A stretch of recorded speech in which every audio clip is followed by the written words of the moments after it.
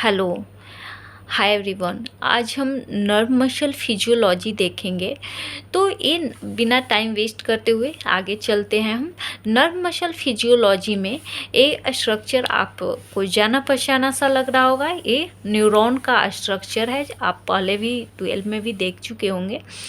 तो ये न्यूरॉन है। न्यूरॉन में 3 पार्ट होता है। एक तो आपको डेंड्राइट्स रहेगा, एक नर्व सेल बॉडी, और थर्ड जो आप पढ़े होंगे वो एक्सॉन पढ़े होंगे।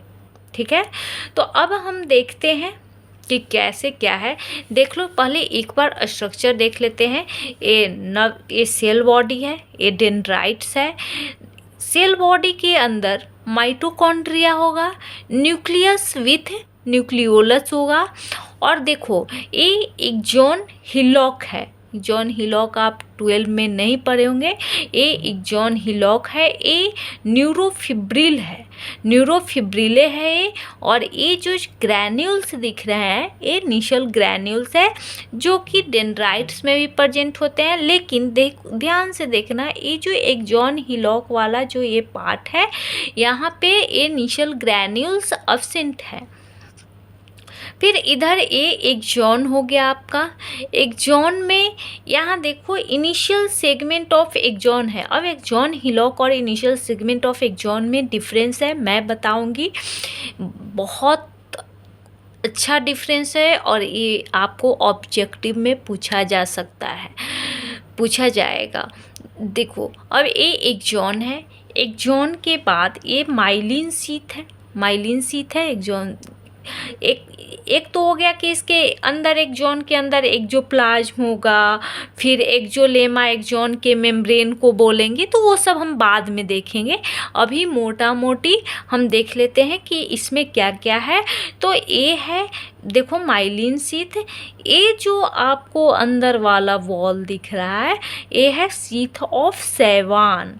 शीथ ऑफ सेवान यानी इसको न्यूरोलेमा बोलेंगे इसको। उसके बाद ये जो है बाहर वाला जो वॉल है उसको सेवान सेल बोलेंगे। और ये दोनों के बीच में ये दिख रहा है छोटा सा वाइट ब्लू कलर का, ये न्यूक्लियस है। तो ये सेवान सेल विथ न्यूक्लियस है। देखो, ये न्यूरोलेमा है, ये सेवान सेल विथ न्यूक्लियस है।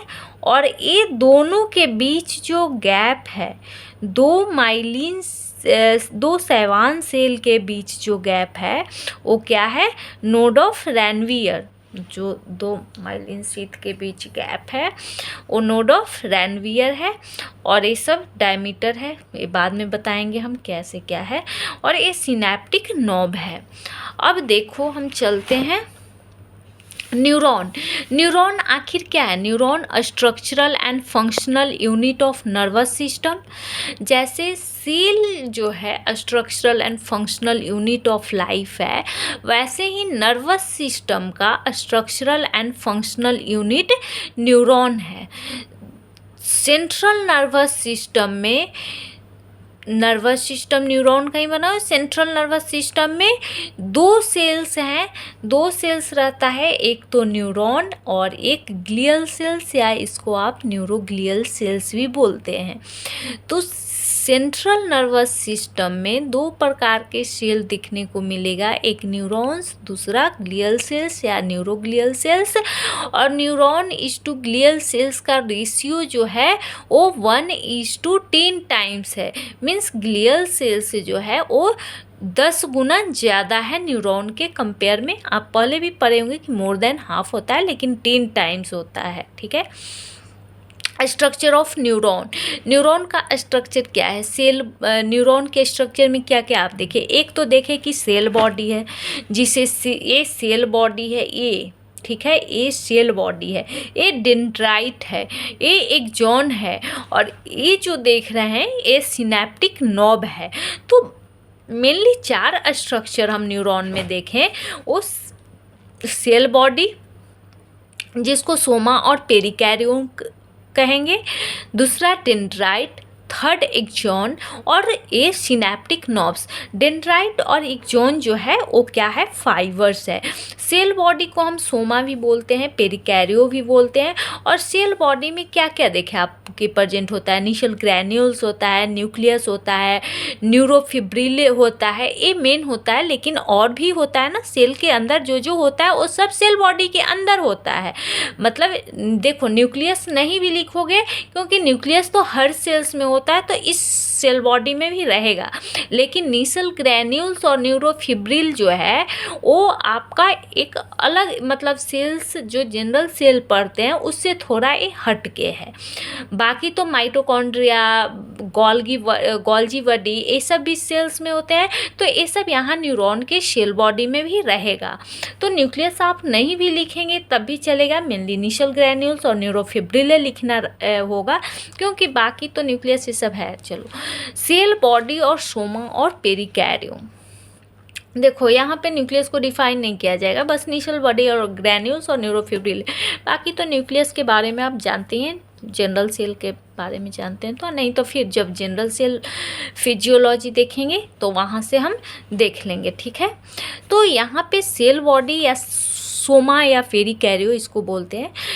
तो इसमें क्या क्या है, इनिशियल बॉडी या ग्रैन्यूल्स, इनिशियल ग्रैन्यूल्स है, और दूसरा न्यूरोफिब्रिले, जो आपको अननोन वर्ड है ये दोनों। तो इनिशियल बॉडी और ग्रैन्यूल्स जो है वो बैसोफिलिक ग्रैन्यूल्स है। ये क्या है, बैसोफिलिक ग्रैन्यूल्स है, जो composed of many thin parallelly arranged membrane bound cavity which are covered by many minute particle consisting of ribose nucleoprotein RNA with protein. देखो ये कहना क्या चाहता है, एक तो बैसोफिलिक ग्रैन्यूल्स है, मतलब डाई कौन सा लेगा, एसिडिक डाई लेगा।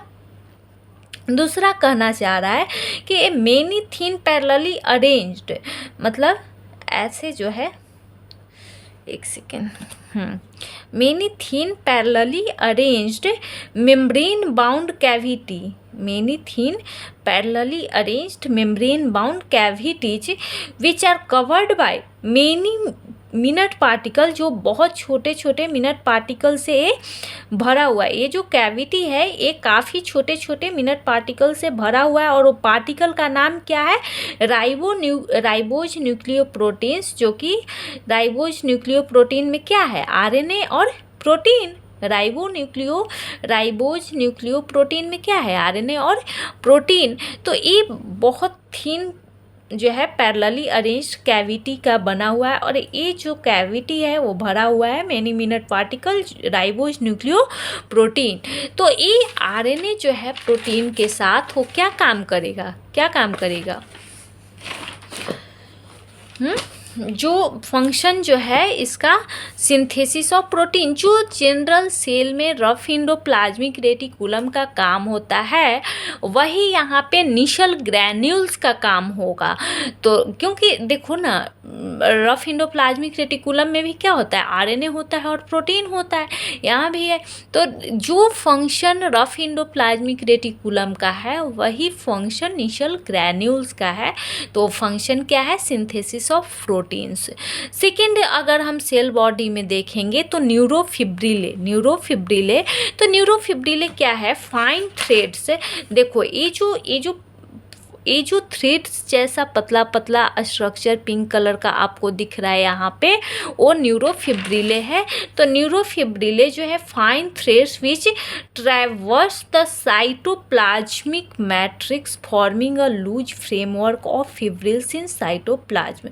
साइटोप्लाज्म में एक क्या करेगा, सबसे पहले तो फाइन थ्रेड्स मीन्स महीन धागे होंगे, फाइन थ्रेड्स जो साइटोप्लाज्म में जो मैट्रिक्स है, साइटोप्लाज्मिक मैट्रिक्स है, उसको ट्रैवर्स करेगा, उसको उसके अंदर से जाएगा और लूज फ्रेमवर्क ऑफ फिब्रिल बनाएगा। वो जो फिब्रिल है, वो जो थ्रेड्स है, उसका लूज फ्रेमवर्क बनाएगा साइटोप्लाज्म में।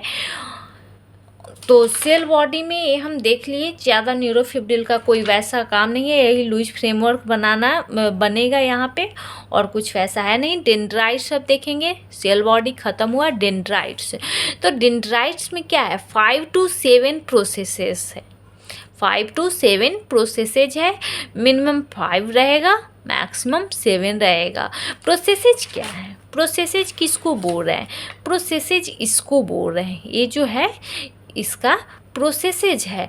तो प्रोसेसेज में जो है बोलेगा ना कि न्यूरॉन का प्रोसेसेज, कहीं कहीं बोल देगा कि सेल बॉडी, न्यूरॉन क्या है, न्यूरॉन में क्या क्या इन्वॉल्व है, तो cell body and its processes, मतलब हो गया कि सेल बॉडी और प्रोसेसेज में आ गया डेंड्राइट एंड एक्सॉन।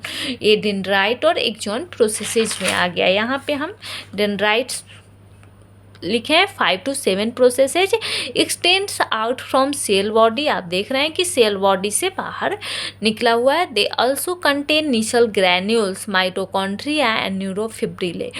देखो डेंड्राइट भी वो सब चीज़ रखेगा जो एक सेल बॉडी रखेगा, न्यूक्लियस नहीं रखेगा डेंड्राइट, ध्यान रखना।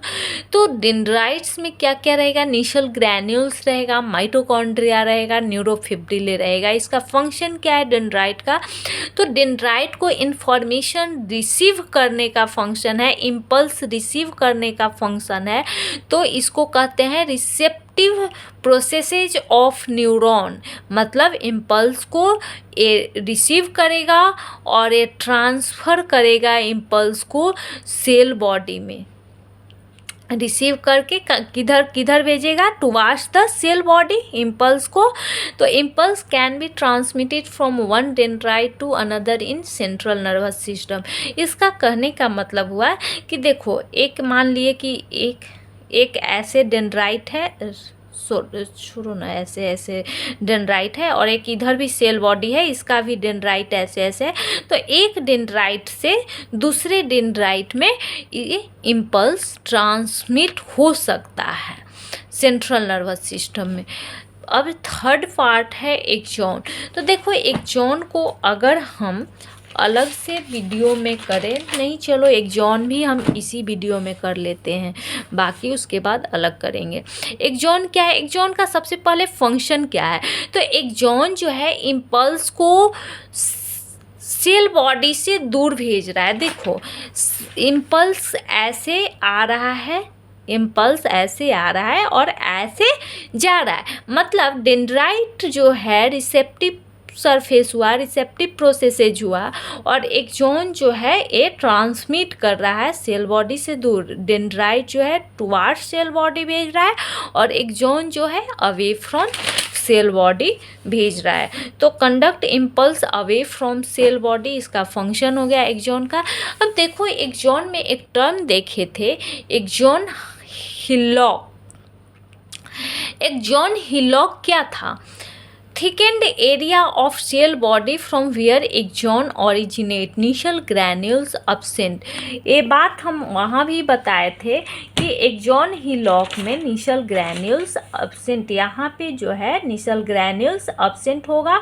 और एक thickened area of cell body, ध्यान देना एक्सॉन हिलॉक और इनिशियल सेगमेंट ऑफ एक्सॉन में यहीं पे डिफरेंस आएगा कि एक्सॉन हिलॉक जो है वो सेल बॉडी का पार्ट है, जबकि इनिशियल सेगमेंट ऑफ एक्सॉन जो है वो एक्सॉन का पार्ट है। तो एक्सॉन हिलॉक जो है thickened area of cell body, axon hillock किसका पार्ट है, सेल बॉडी का। और इनिशियल सेगमेंट ऑफ एक्सॉन जो है किसका पार्ट है, ये एक्सॉन का पार्ट है। तो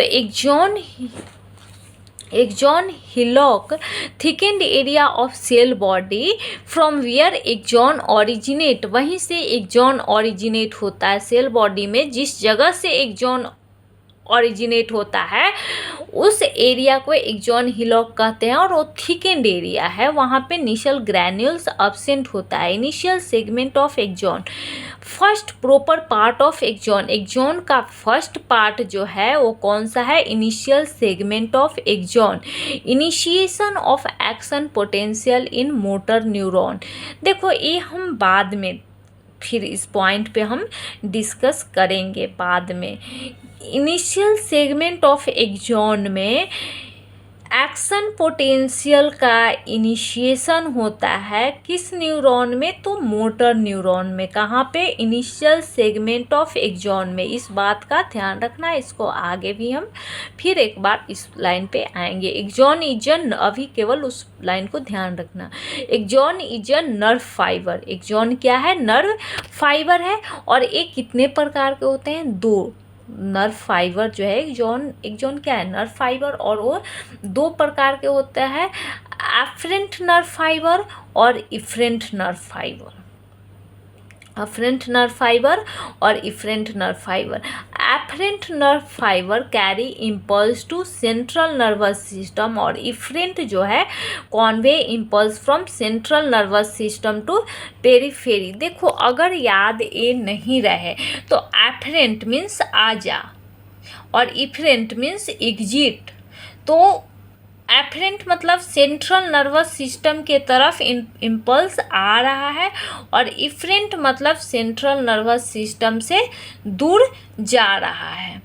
तो convey impulse from CNS to periphery, efferent हो गया, और एफरेंट पेरीफेरी से सीएनएस में इम्पल्स को लाएगा। ठीक है।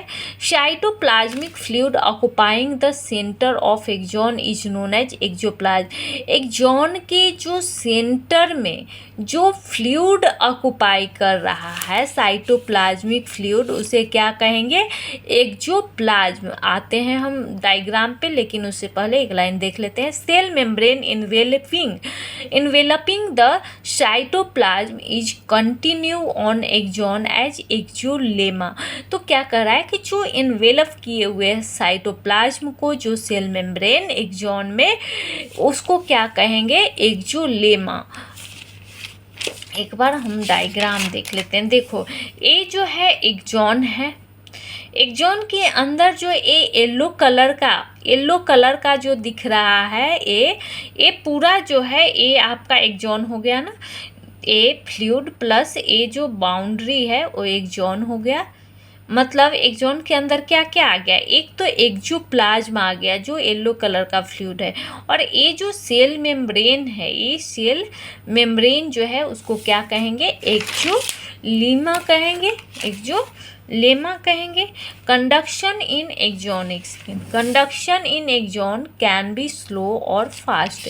एक एक्सॉन में कंडक्शन स्लो भी हो सकता है और फास्ट भी हो सकता है।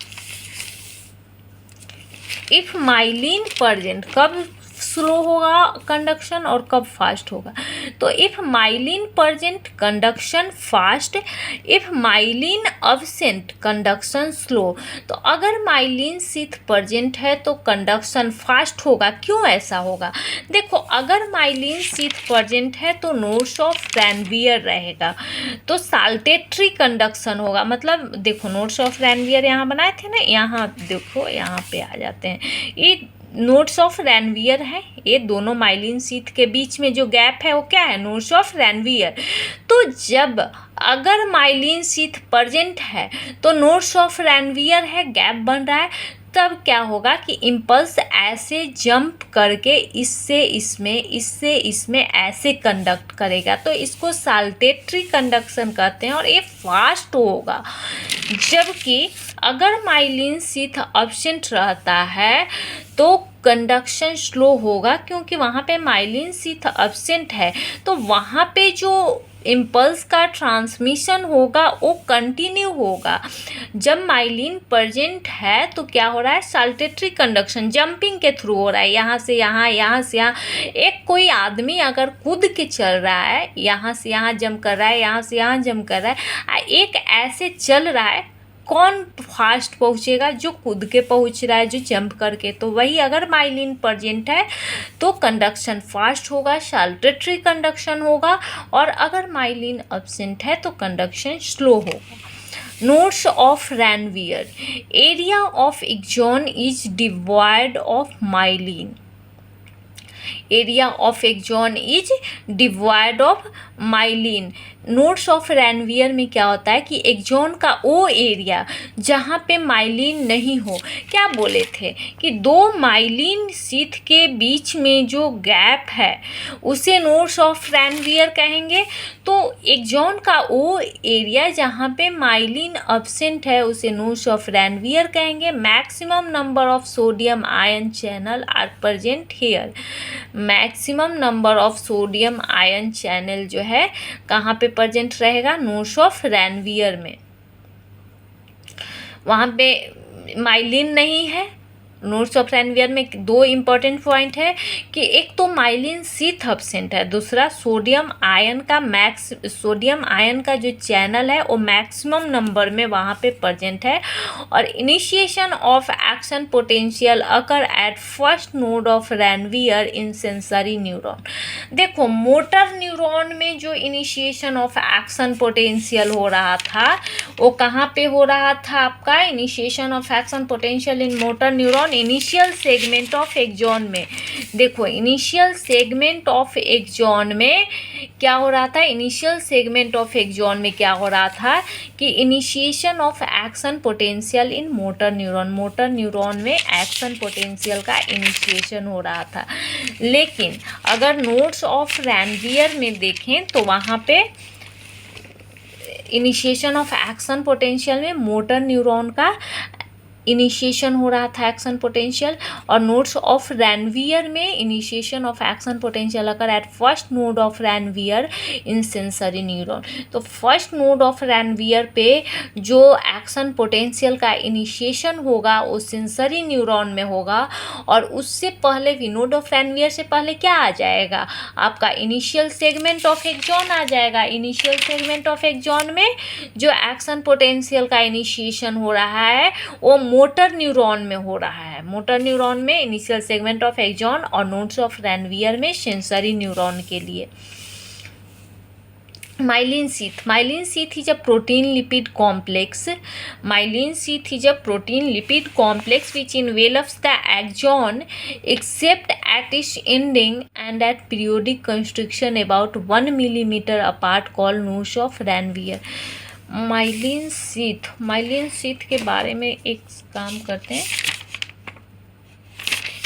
करते हैं यहाँ से हम नेक्स्ट वीडियो में देखेंगे। माइलिन शीथ से लंबा वीडियो हो जाएगा, इसलिए यहाँ से हम पार्ट 2 वीडियो में कंटिन्यू करेंगे। Thank you.